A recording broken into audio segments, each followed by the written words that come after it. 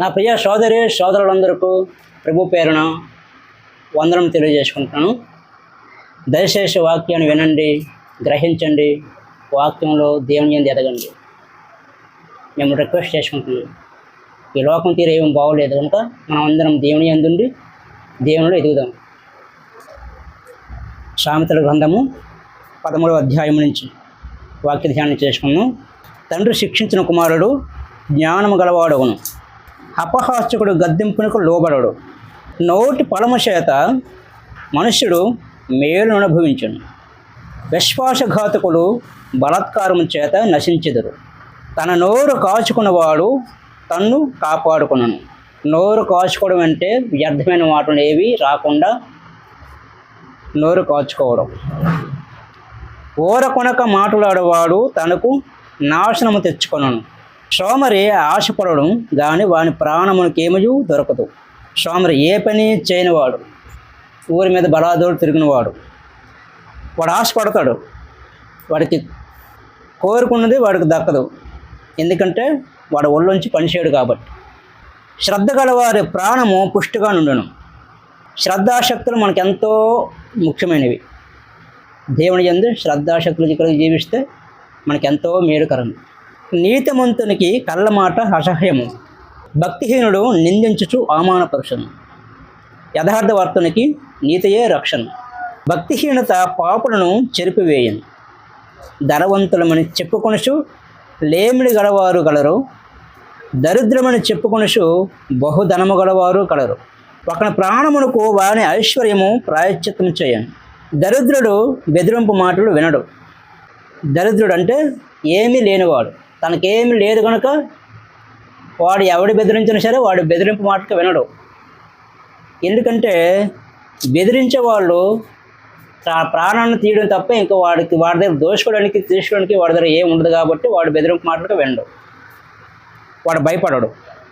నీతిమంతుల వెలుగు త్యాజరిల్లును. నీతిమంతులు యథార్థంగా ఉండే వాళ్ళ ముఖకాంతి ప్రకాశవంతమే మెరుస్తుంది. అది దేవుని యందు ఉన్న వారికి. నీతిమంతులు అంటే దేవుని కుమారులే.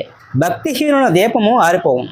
భక్తిహీనుడు వాళ్ళ జీవితం అంతా ప్రస్తుతానికి బాగుంది అనిపిస్తుంది, కానీ ఏదో ఒక రోజు వాళ్ళ దీపం ఆరిపోవలసిందే.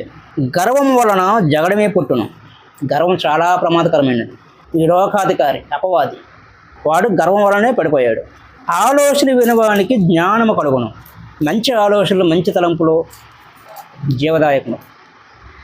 అవి మన తండ్రి నుంచే మనం పొందుకోగలము. ఈ లోకం ద్వారా మంచి ఆలోచనలు ఈ లోకంలో ఏవే ఉండవు.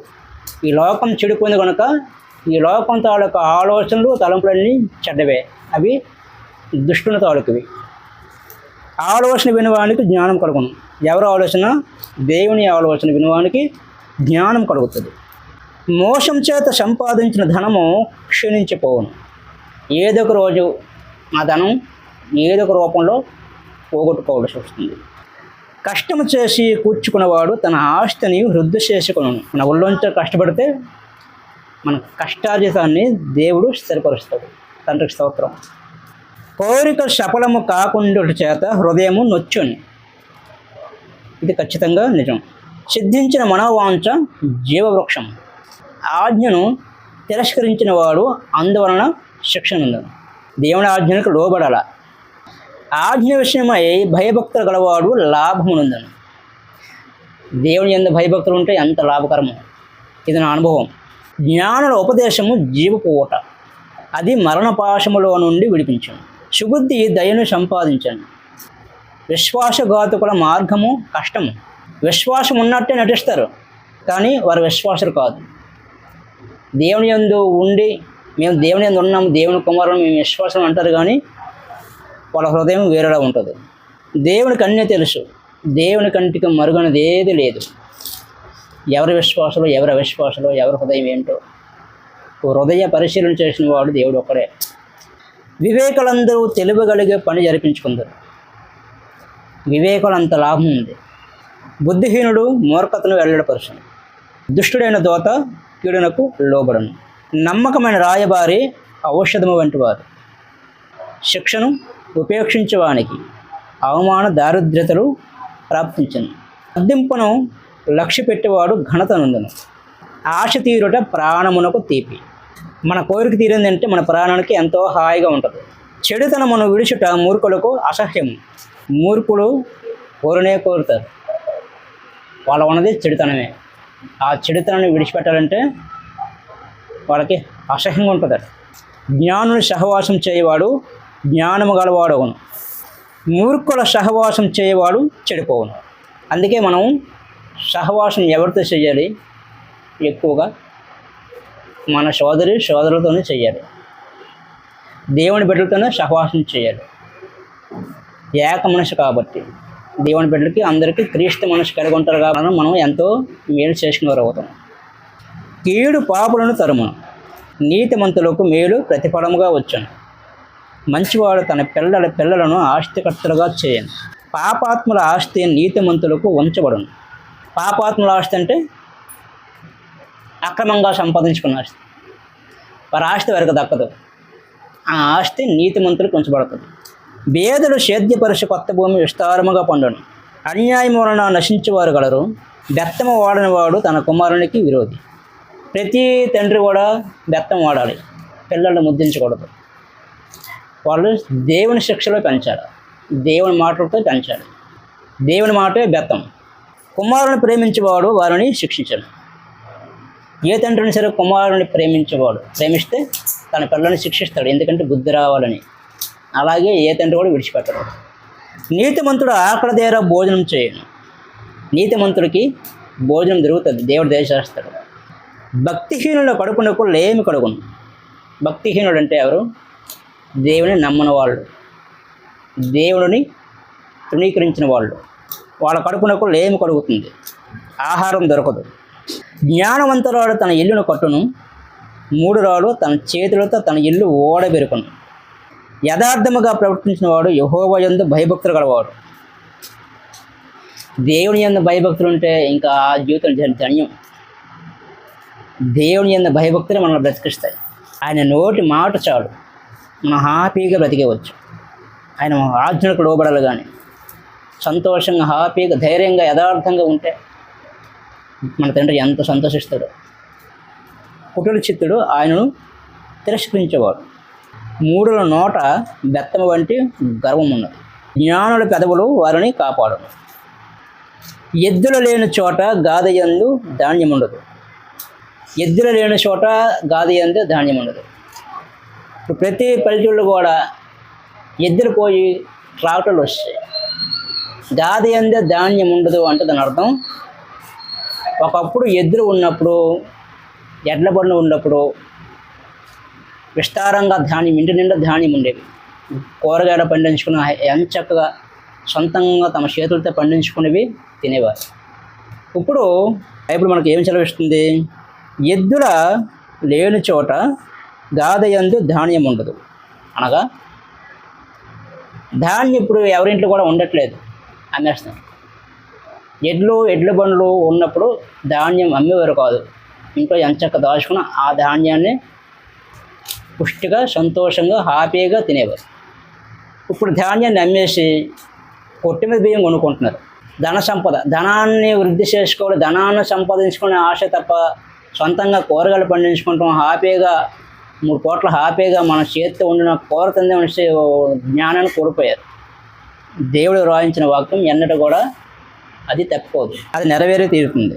ఎద్దుల బలము చేత విస్తారము వచ్చిబడి కొడుకును. ఇప్పుడు వ్యవసాయం చేస్తున్నారు, కానీ ఆ వ్యవసాయం వల్ల డబ్బు వస్తుంది, కానీ పుష్టిగా ఆహారం తినడానికి ఆరోగ్యకరమైన ఆహారం ఎవరికి దొరకట్లేదు. ఇప్పుడు ఏ పల్లెటూళ్ళు కూడా ఎద్దులు కానీ ఎడ్ల బండ్లు కానీ ఏం లేవు. ఇప్పుడు అన్ని ట్రాక్టర్లే, అంతా స్వయం వ్యవసాయమే. మందులతో పండించిన ఆహారం ఎలా ఉంటుంది మనం వేరే ఊహించక్కర్లేదు. ఒకప్పుడు ఎద్దులు ఉండేవి, ఎడ్ల బండ్లు ఉండేవి.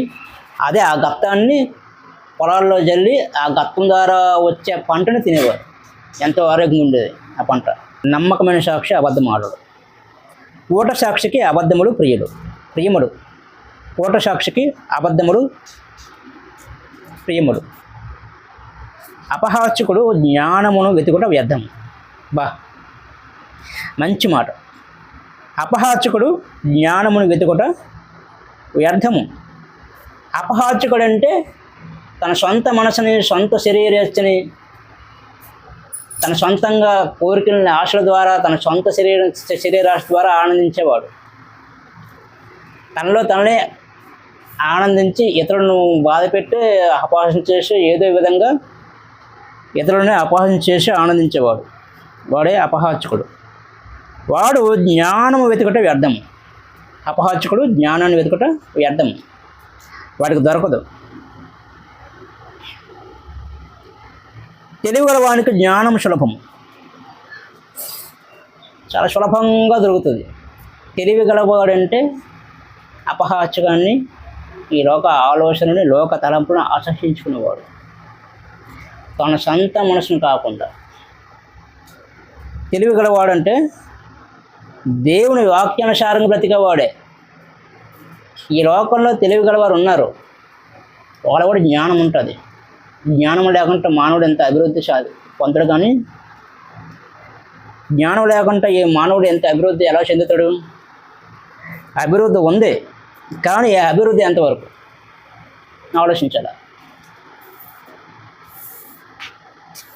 అది ఈ లోక జ్ఞానం. మానవుడు సొంతంగా ప్రయత్నించి ప్రయాసపడి ఎంతో ఎత్తుకు ఎదిగాడు, కానీ అది ఈ లోక జ్ఞానం. అది ఈ లోకం వరకు బ్రతుకున్నంత వరకే అది పనికొస్తుంది.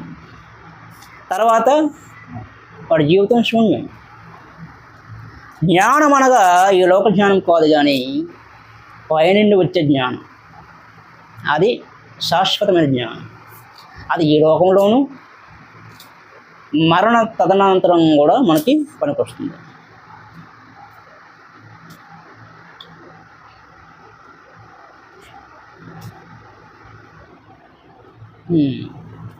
అపహాస్యకుడు జ్ఞానమును వెతుకట వ్యర్థము, తెలివిగలవానికి జ్ఞానము సులభము. తెలివి ద్వారానే జ్ఞానాన్ని మనం సంపాదించగలం. తెలివి ద్వారానే మనము జ్ఞానాన్ని సంపాదించుకోగలం. బుద్ధిహీనుని ఎదుటి నుండి వెళ్ళిపోము. బుద్ధిహీనుని ఎదుటి నుండి వెళ్ళిపోము. వాడు ఎదురు ఉండకూడదు. వాడు ఎదురు ఉంటే నేను అవమానిస్తాను. అందుకనే బుద్ధిహీనుడి నుండి నువ్వు వాడి ఎదుటి నుండి వెళ్ళిపోవడు. జ్ఞాన వచనములు వాని యందు కనబడవు కదా. జ్ఞాన వచనములు బుద్ధిహీనుడు యందు కనబడవు కదా. బుద్ధిహీనుడు అంటే జ్ఞానం లేనివాడే.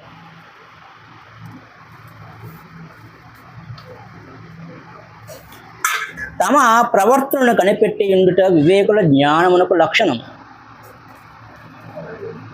ఈ లోటు నాలో ఉంది. తన ప్రవర్తన అంతా తను కనిపెట్టుకోవాలి. నా ప్రవర్తన ఎలా ఉంది, ఎవరికి వారే పరిశీలించుకోవాలి. ఎవరైనా సరే ఇప్పుడు మీ ప్రవర్తన ఎలా ఉందో మీ మనస్సాక్షి నిమిత్తం మీకు మీరే పరీక్షించుకోవాలి. దేవుని యందు మోసకృత్యములే బుద్ధిహీనుల కనుపరుషు మూడత. మోసకరములే బుద్ధిహీనుల కనుపరుషు మూడత. మూడులు చేయు అపరాధ పరిహార బలి వారిని అపహాస్యం చేయను. అపరాధ పరిహారార్థ బలి వారిని అపహాస్యం చేయను. యథార్థవంతులు ఒకరి యందు ఒకరు దయ చూపుదురు. యవన దుఃఖము వాని హృదయమునికే తెలియను. దుఃఖమైన బాధన సంతోషమైన ఇతరులకు చెప్పుకుంటే తెలుస్తుంది, కానీ చెప్పకపోయినా ఎవరి దుఃఖం వాళ్ళ హృదయానికి తెలుస్తుంది.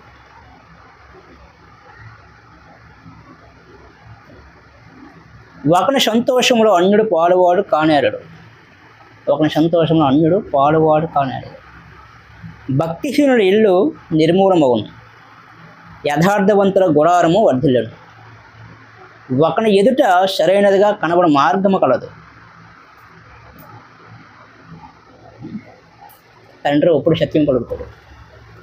ఒకని ఎదుట సరైనదిగా కనబడ మార్గం కలదు. వాడు ఎవడైనా సరే, ఈ లోకస్తులైనా దేవుని యందు ఉన్నవాడైనా సరే, ఎవరైనా సరే, ఎవరి మార్గం వారికే కరెక్ట్గా ఉంటుంది. అది చెడు మార్గమైనా మంచి మార్గమైనా సరే, ఎలాంటి మార్గమైనా వాడి మార్గం వాడికి కరెక్ట్గానే ఉంటుంది. అయితే అందరి హృదయాలను పరిశీలించిన వాడు దేవుడే. వారి క్రియలు చెప్పిన వారికి ప్రతిఫలం ఉంటుంది.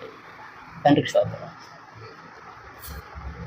అయితే తొదకది మరణమునకు త్రోవ తీయను. చెడు మార్గం ఇది. మన తండ్రి మార్గం అయితే జీవము, తండ్రి యందు కాని మార్గం అయితే నరకం, మరణం. యవన మార్గం అంటే అది మన మార్గం కాదు. యవన మార్గం వారికి యథార్థం కనబడదంటే మన సొంత మార్గం అవుతుంది. ఎవరి మార్గం వారిది కాకుండా అందరి మార్గం దేవుడిదే ఉండాలి. దేవుని మార్గంలో అందరూ ఉంటా, ఆయన మార్గం మన మార్గం అయితే మన మార్గము జీవదాయకం, మనకు జీవం. అలా కాకుండా ఎవరి మార్గం వారికే కరెక్ట్గా కనబడితే అది మరణం. ఇది గమనించాలి. అయితే తొదకది మరణమునకు త్రోవ తీయను. ఇది సత్యం. ఒకడు నవ్వుచుండును హృదయమునకు దుఃఖముండవచ్చును.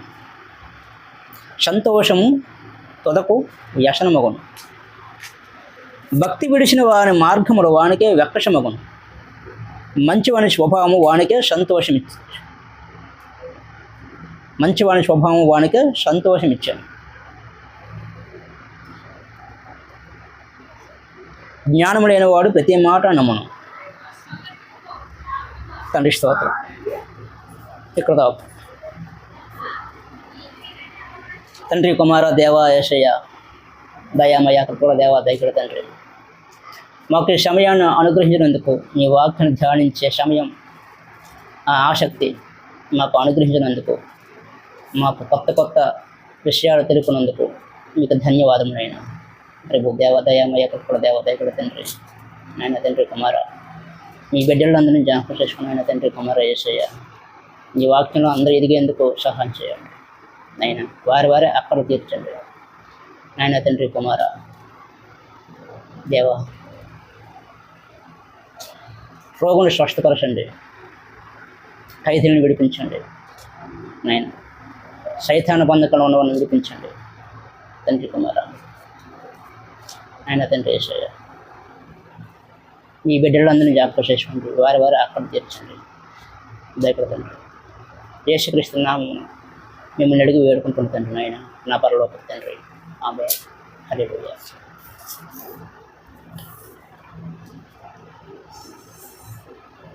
ఆపే.